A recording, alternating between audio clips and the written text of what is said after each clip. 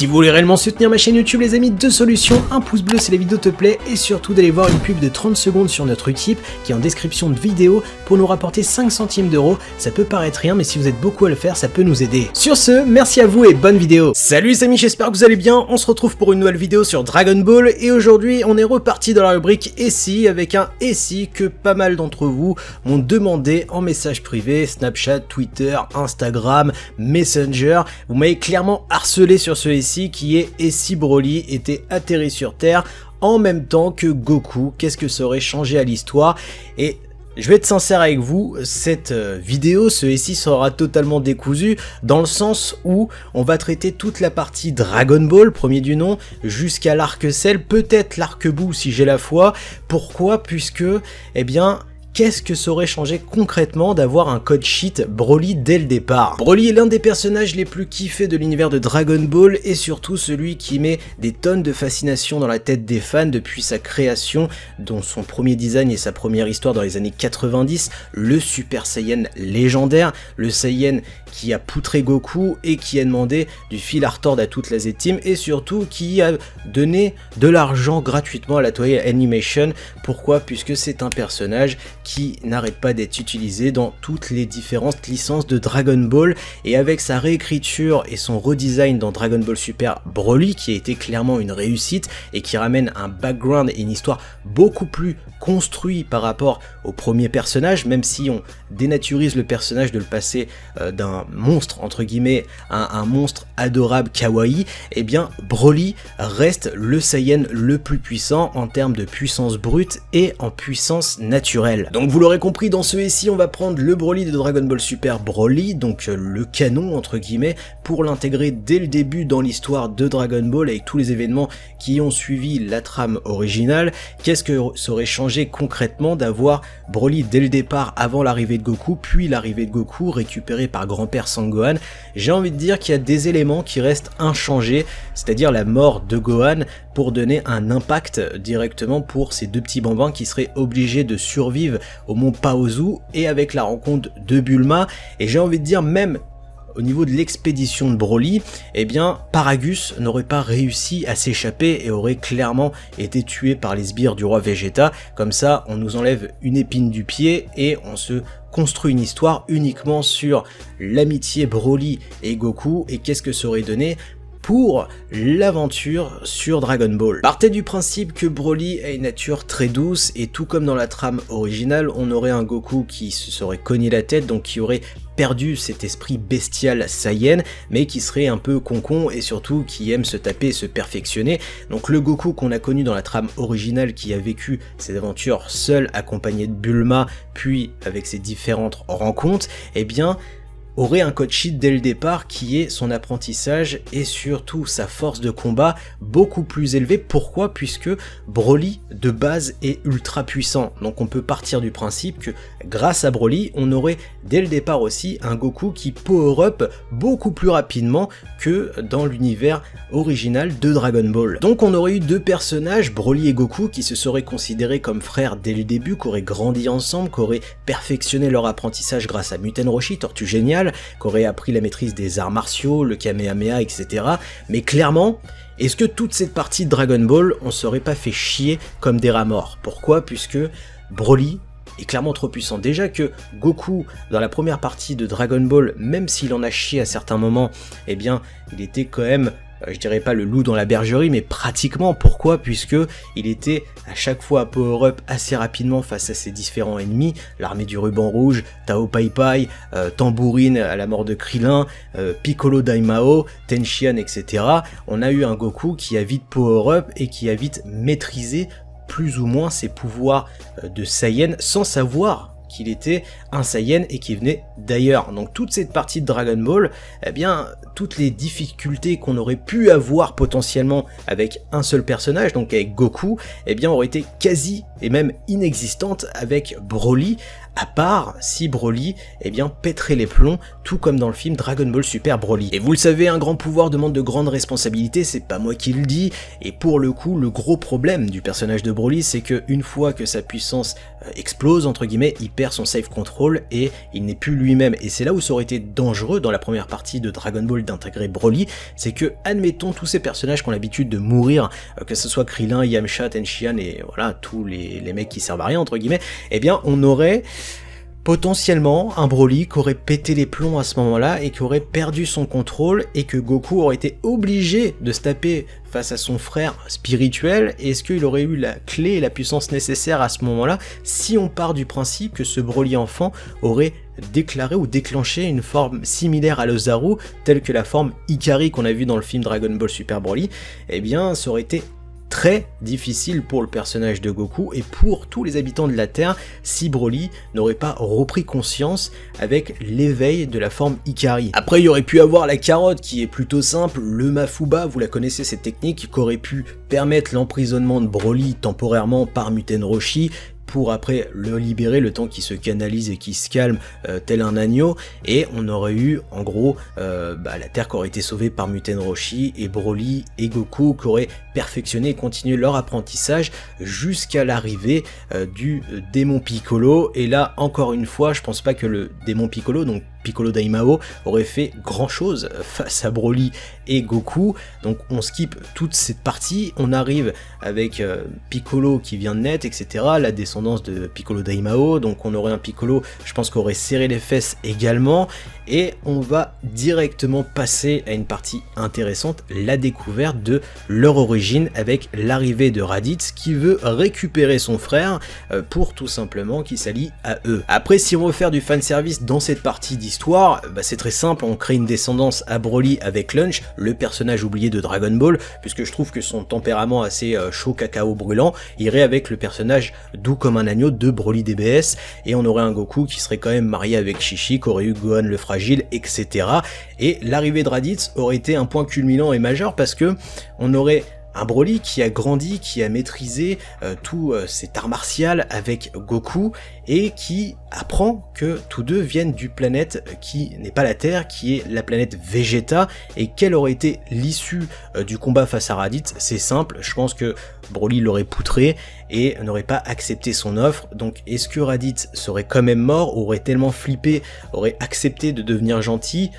J'en sais rien, parce qu'on peut partir dans une histoire où grâce et à cause de la force de Broly, tous les Saiyans se mettent avec lui parce qu'ils n'ont pas le choix, ou soit ils les exterminent parce que ces Saiyans là auraient fait du sale comme on a connu dans l'histoire originale de Dragon Ball. On arrive donc à l'arc Saiyan avec l'arrivée de Vegeta et de Nappa, avec soit un Raditz qui a fait sa prostitute et qui s'y met avec Broly et Goku pour sauver ses colones, soit un Raditz qui est mort, et je pense que Vegeta aurait directement eu des sueurs froides avec son détecteur, etc. à l'époque.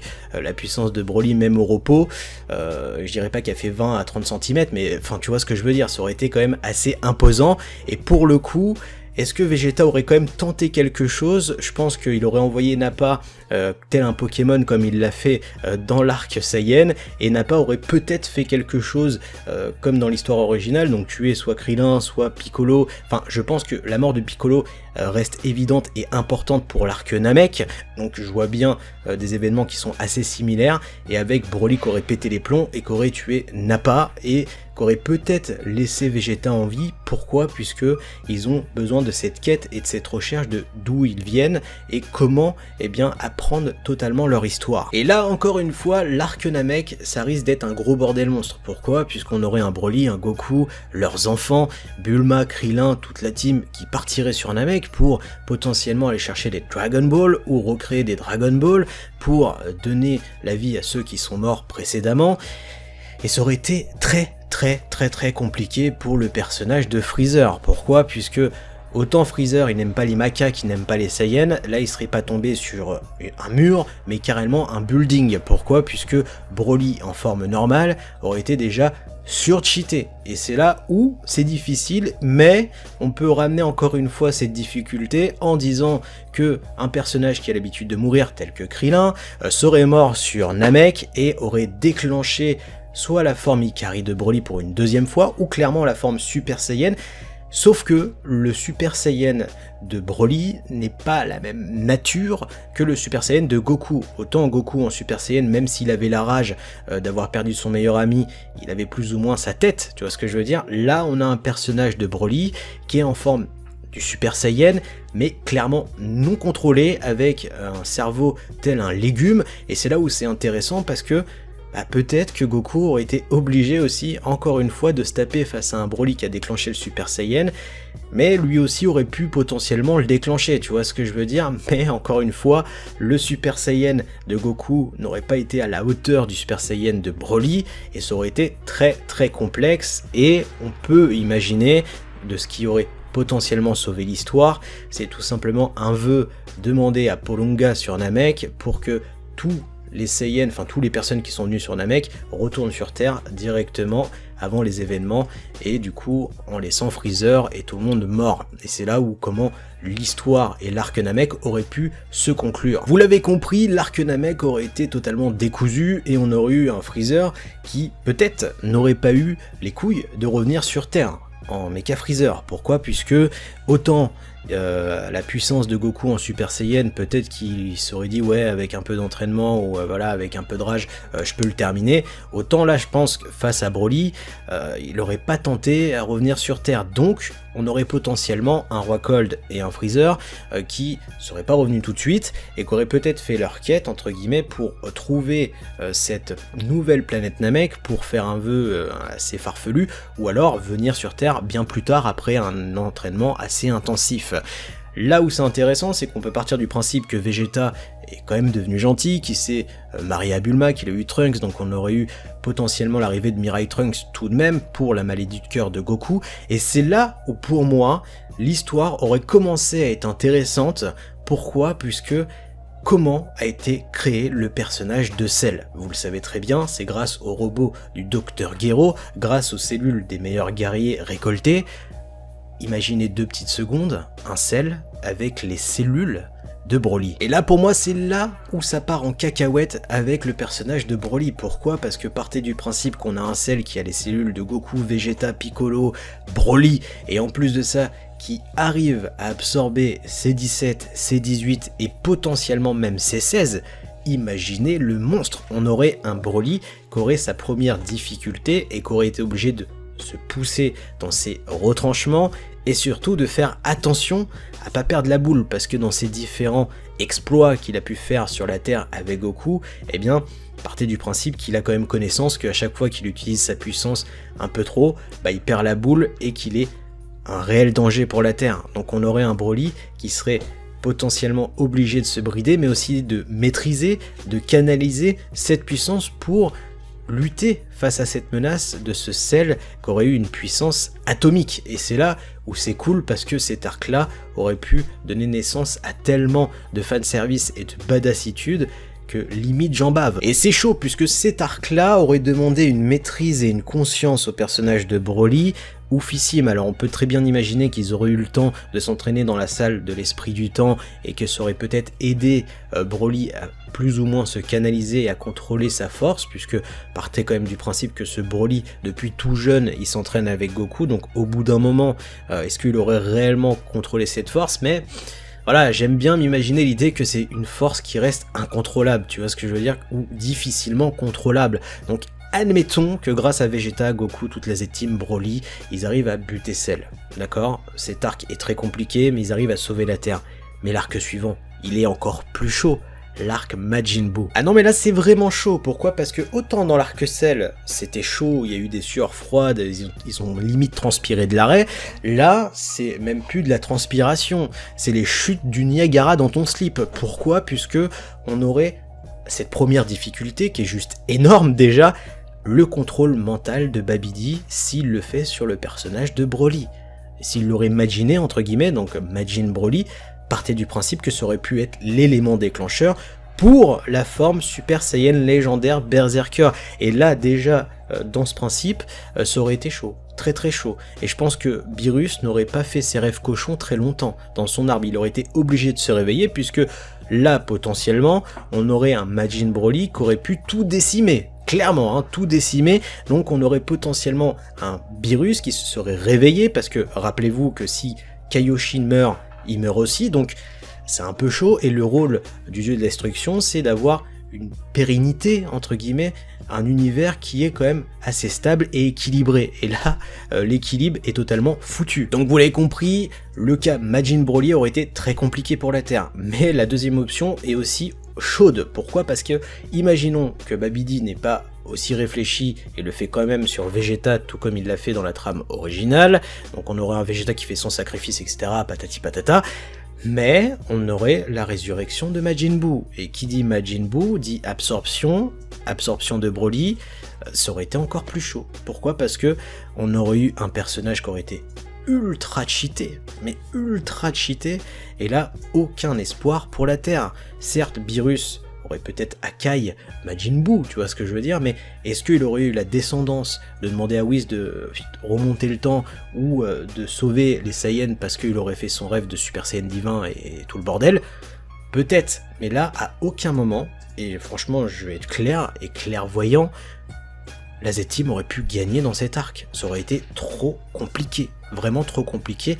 On aurait eu obligatoirement l'intervention de Beerus pour calmer les mœurs sur la Terre et pour équilibrer son univers. Après voilà, vous le savez, on est dans un shonen, on n'est pas dans un seinen, donc on aurait forcément eu une fin heureuse avec potentiellement Broly et toute la Z-Team qui se seraient tirés, peut-être grâce à Beerus qui aurait fait le choix de les laisser en vie pour potentiellement voir ce Super Saiyan divin entre guillemets, mais pour moi, de mettre Broly dès le départ dans l'univers de Dragon Ball, est-ce que ça aurait été intéressant? Je trouve personnellement oui à un certain moment de l'histoire, non au début. Et c'est là où c'est dangereux parce que ce personnage de Broly, au final, on peut comprendre pourquoi ils veulent pas trop l'utiliser dans le futur de Dragon Ball Super pour l'instant, parce que c'est un personnage qui est entre deux chaises, qui a le cul entre deux chaises, et c'est très difficile à l'utiliser. Pourquoi? Parce que on est à la fois sur un personnage qui est doux comme un agneau, à la fois sur un personnage qui peut être le désastre de l'univers 7. Et c'est là où j'attends réellement tous vos suppositions, vos avis de comment ça serait passé pour vous si Broly aurait été là depuis le début de l'histoire. Est-ce que vous l'avez réfléchi et pensé pareil que ce que je vous ai raconté dans cette vidéo? Est-ce que vous avez d'autres idées? N'hésitez pas à me partager tout ça en commentaire, à liker, à partager, à vous abonner à la chaîne YouTube. Sur ce, moi je vous laisse. Tchuss!